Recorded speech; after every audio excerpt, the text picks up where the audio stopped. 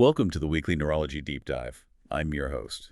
Today we're tackling a subject that really forces us to rethink a 40-year-old dogma in neurovirology. We are. This is a paper that argues the current clinical framework for a specific retroviral infection isn't just incomplete, it might be actively hindering patient care. This episode is produced by Amer Gavanini. And before we get into the data, our standard disclaimer. This deep dive is for educational purposes only.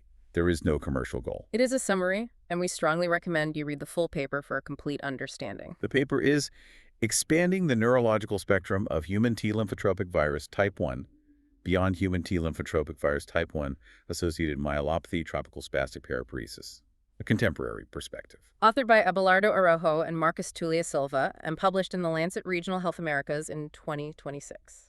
This paper, it really does serve as a wake-up call. We've spent decades equating this virus almost exclusively with spastic paraparesis. And the authors are telling us that view is, well, dangerously narrow. If we're waiting for spasticity, we have likely missed the boat on therapeutic intervention. So let's start with the bottom line. For the clinician who has rounds in 10 minutes, what is the immediate shift in practice this paper calls for? The shift is from looking for a specific myelopathy to looking for a human T lymphotropic virus type 1 neurological complex.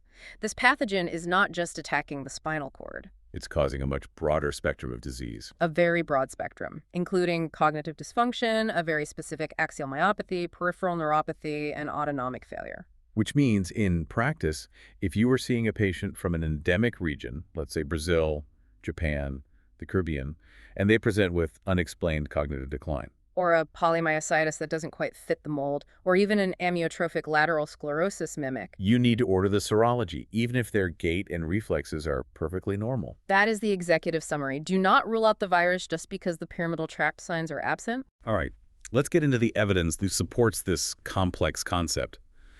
The authors use an iceberg analogy that I think perfectly visualizes the problem. It does. Since the seminal papers by Gassain and Osam in the 1980s, we have all been fixated on the visible tip of that iceberg, the tropical spastic paraparesis. And while the community focused on that tip, the massive submerged portion of the iceberg, the brain, the peripheral nerves, the muscles, that was all largely ignored or just considered rare. But the neuroimaging data presented here makes it impossible to ignore. We are seeing cerebral white matter lesions on MRI at rates that are significantly higher than age-matched controls. And it goes beyond just structural lesions. The positron emission tomography data, using the 11C PBR28 ligand, is showing us a brain that is, for lack of a better term, on fire. Meaning you're seeing diffuse microglial activation. Exactly. Diffuse microglial activation throughout the brain. And that finding is critical because that activation correlates directly with clinical progression. So this confirms we're dealing with a widespread chronic panencephalomyelitis, not just an isolated spinal cord pathology. The entire central nervous system is involved. The immune response is affecting the whole system. This brings us to what was, for me, the most startling data point in the paper. When we look at that submerged part of the iceberg, specifically cognitive dysfunction, the prevalence is staggering. It is. The numbers are high enough to really redefine the disease. Studies indicate cognitive deficits in about 71 to 82% of infected individuals. And here's the key point. That includes asymptomatic carriers. It does, which effectively challenges the very definition of asymptomatic carrier. If about 80% of them have measurable cognitive deficits, they are not truly asymptomatic. And what does this look like clinically? What's the profile? It presents as a frontal subcortical pattern. So you see executive dysfunction, problems with planning and set shifting, and reduced processing speed. It's a classic subcortical profile. And for the differential, the paper notes that language and visuospatial functions are usually preserved, which is a key distinguishing feature from cortical dementias. It is. So if a patient from an endemic area presents with executive issues but can still draw a clock and name objects perfectly, this retrovirus should be on your differential. The pathophysiology there is also interesting. It seems to be driven by inflammatory cytokines, like tumor necrosis factor alpha and interleukin-6. Rather than the proviral load itself, it's the chronic inflammation that's causing the damage. Now, while that cognitive decline is a sort of slow burn, the paper does flag a rare but acute presentation, human T lymphotropic virus type 1 associated encephalopathy. This is a true medical emergency. It presents acutely with altered consciousness, seizures, and fever. And on imaging, The MRI will show confluent frontoparietal white matter lesions, and the cerebrospinal fluid will show a lymphocytic pleocytosis with very high proviral loads. This requires immediate high-dose corticosteroids. Okay, so if we follow this inflammation down the neuraxis, past the brain and spinal cord, we hit the peripheral nervous system. This is another area where that spastic paraparesis label can blind us. I agree completely. I suspect many of these cases are being misdiagnosed as idiopathic neuropathy. The numbers are about 8 to 30% of infected individuals. Correct. And it's typically a sensory, length-dependent polyneuropathy, the classic stocking glove distribution. But the clinical pearl is that this neuropathy can occur entirely independently of the myelopathy. So a patient might walk in with burning feet and no spasticity, Oh. and we might treat them for diabetic neuropathy or idiopathic causes. Never testing for the virus because their reflexes are not brisk. Oh. That would be a mistake in an endemic setting. It can be a very early indicator of the infection. The muscle involvement is even more specific. We know the association with polymyositis in Jamaica. It's about 85% of polymyositis cases are seropositive. But the authors highlight a specific phenotype. They do, an axial myopathy that seems almost unique to this infection. What does that look like? These patients develop a selective atrophy of the paraspinal muscles. This weakens their back support, leading to a marked lumbar lordosis.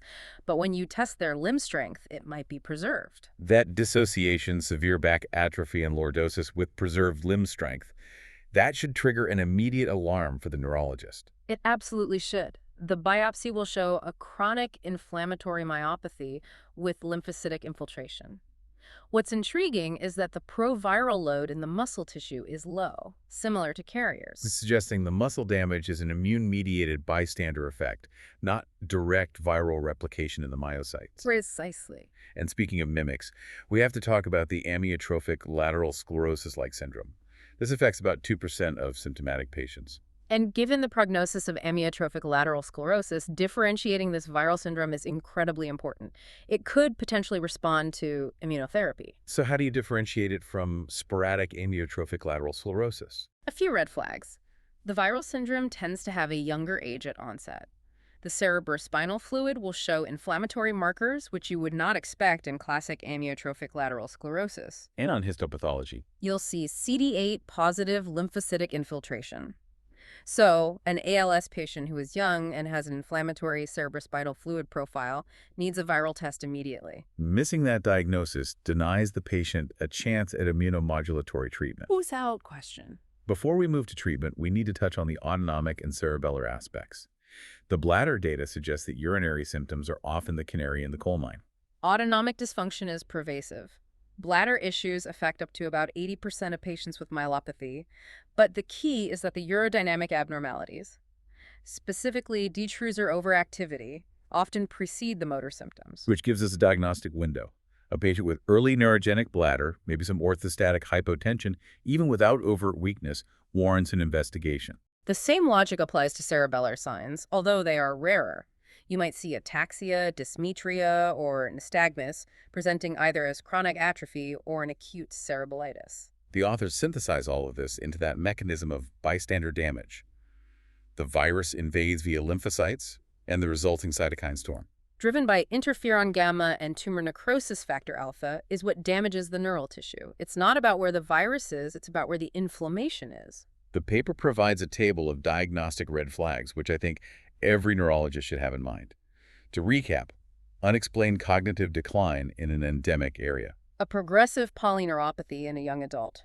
Early bladder dysfunction with a neurogenic pattern, and that isolated axial myopathy. And context remains key. If you are in or treating patients from Brazil, Japan, the Caribbean, or Equatorial Africa, the threshold for testing should be extremely low. Let's shift to management. We have established this is an inflammatory condition. For acute exacerbations, or the encephalopathy, the protocol is fairly straightforward. We use high-dose corticosteroids, methylprednisolone, 1 gram daily for 3 to 5 days to knock down that acute inflammation. Chronic management, however, is where the debate lies. The paper discusses corticosteroids and some newer agents. And the data on low-dose prednisolone is actually quite compelling for such an inexpensive intervention. It is. Continuous low-dose prednisolone around 5 milligrams daily has shown statistically significant stabilization of motor disability. It doesn't cure, but it does slow the decline. Interferon alpha is also mentioned, but its efficacy seems less reliable. It's variable. You're looking at efficacy rates of about 30 to 40%, mostly in early disease, so it's an option but not a home run. The most scientifically exciting data comes from the trials on mogamulizumab, the anti-CCR4 monoclonal antibody. This targets the infected cells directly. Biologically, it's a powerhouse. The phase 3 study showed it reduced the proviral load by about 65%. It also significantly reduced cerebrospinal fluid markers like neopterin and CXCL10. But the clinical translation in the short term was a bit murky.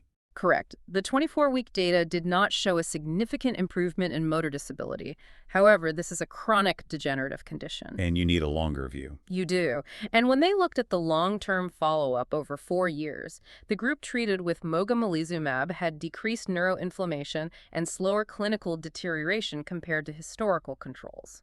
So it appears to be a disease-modifying therapy that works best if started early, before that axonal loss becomes permanent. It arrests the inflammatory driver. Precisely. The paper also briefly mentions epigenetic therapy using valproic acid. Which is a clever approach. Valproic acid is a histone deacetylase inhibitor. It induces viral expression in latent cells, which theoretically exposes them to the immune system for clearance.